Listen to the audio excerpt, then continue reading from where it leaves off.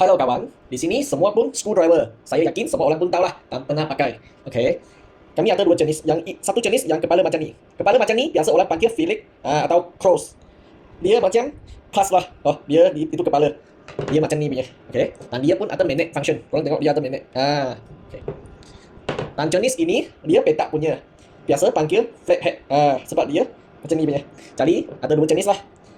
Selalu technician pun boleh pakai lah untuk buka apa-apa mesin. Korang tengok dia pun okey. Magnet punya. Okey.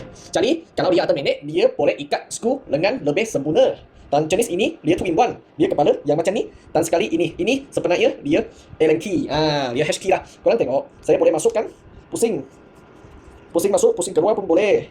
Okey. Jadi dia 2-in-1 lah. Ini Aircon Auto punya case buff. Dia boleh terus guna. Jadi jika korang ada minat, sila bagi tahu kami banyak ready store dari besar sampai kecil.